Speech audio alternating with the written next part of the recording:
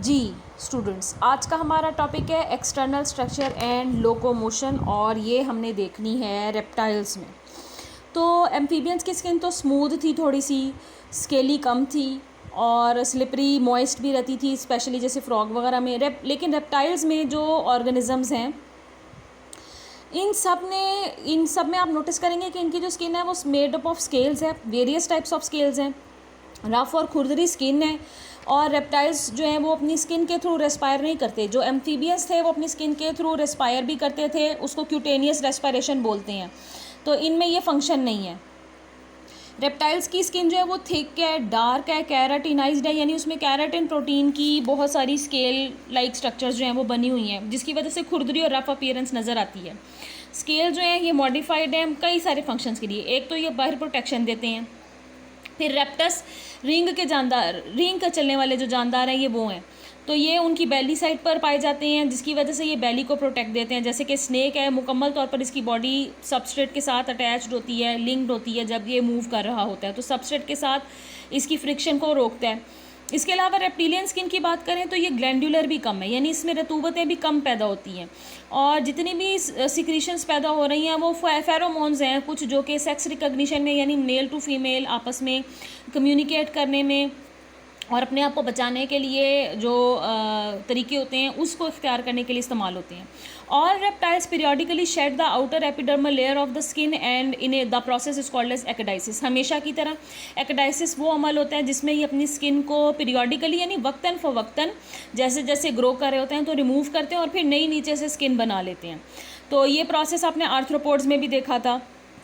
Because the blood supply to the skin does not extend into the epidermis, the outer epidermal cells lose to contact the blood supply and die। क्योंकि एक जानदार जो है, अगर हम यहाँ एक छोटी सी डायग्राम ड्रॉ कर लें, ये स्किन है और ये उसकी बाकी की ब्लड वेसल्स और ब्लड के पिलरी हैं। तो जैसे जैसे ये आहिस्ता आहिस्ता पुरानी होती जाती है तो यहाँ ब्लड सप्लाई का कनेक्शन टूट जाता है, जिसकी वजह से ये जो बाहर की तरफ पाई जाने वाली स्किन है, जिसको मैं अब यहाँ पर आपके सामने पॉइंट आउट कर रही हूँ, ये आहिस्ता आहिस्ता डेड होती चली जाती है।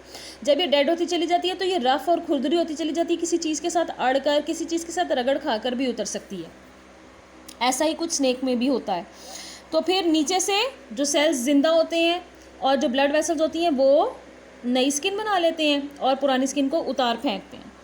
अच्छा, उसके बाद अब यहाँ पर आपको एक और बात बताना चाहूँगी कि इनमें भी क्योंकि लिम्फेटिक सिस्टम है तो जो लिम्फ है वो भी भर जाता है, बाहर की आउटर एपिडर्मल लेयर को जनाब वो लूज़ कर देता है और आहिस्ता आहिस्ता उसको उतारने में हेल्प कर देता है। Ecdysis generally begins in the head region, sir की तरफ से शुरू होती है ज़्यादातर स्नेक्स में, ज़्यादातर लिजर्ड्स में, और फिर करते करते पूरी बॉडी में हो जाती है। बाज़ जानदारों में जो पूरी एपिडर्मल स्किन होती है, लेयर होती है, वो पूरे एक पीस में यानी सारी की सारी स्किन एक वक्त में इकट्ठा ही उतर जाती है, टुकड़ों टुकड़ों में नहीं उतरती।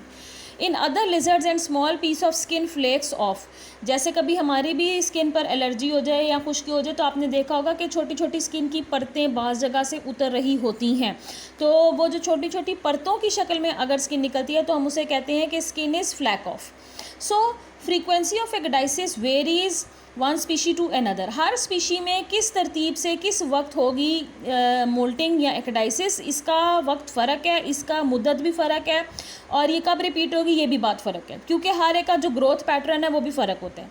द फ्रीक्वेंसी ऑफ एक्डाइसिस, ये जैसे हमने अभी बात कर ली, तो जुविनाइल्स में जो छोटे ऑर्गेनिज्म हैं जो अभी अभी अंडे से हैच होकर निकले हैं, ज़ाहिरी बात है उनमें ज़्यादा होगी क्योंकि उनमें ग्रोथ ज़्यादा हो रही होती है।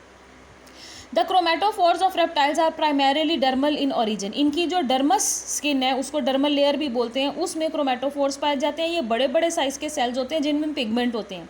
इन पिगमेंट्स की वजह से इनका जो कलर है बॉडी का वो भी आता है। तो ये एम्फीबियंस की तरह किसी हद तक ये चीज़ जो एम्फीबियंस की तरह काम करती है। Cryptic colouration, mimicry, aposematic colouration occur in reptiles.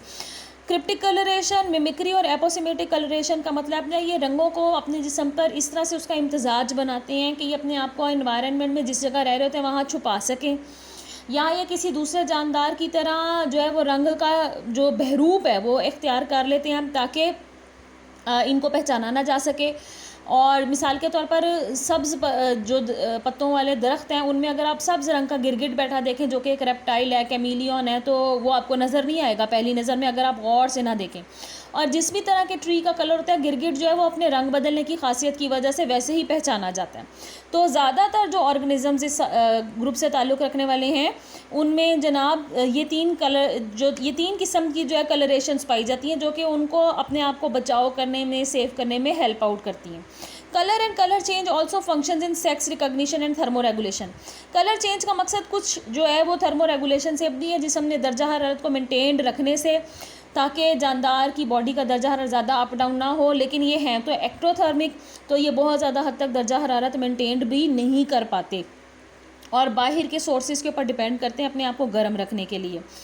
इसके अलावा जब ठंडा रखना होगा तो ये ठंडी जगहों पर पानी के पास छुपे पड़े रहेंगे, शदीद गर्मी में ये बाहर आपको नज़र नहीं आएंगे। और एक जो इम्पॉर्टेंट चीज़ है कि ये सेक्स रिकग्निशन में भी रंग जो है वो बदलते हैं, बहरूप बदलते हैं, जिससे ज़ाहिरी बात है कि इनके रिप्रोडक्शन के जो मामला हैं वो आसान हो जाते हैं।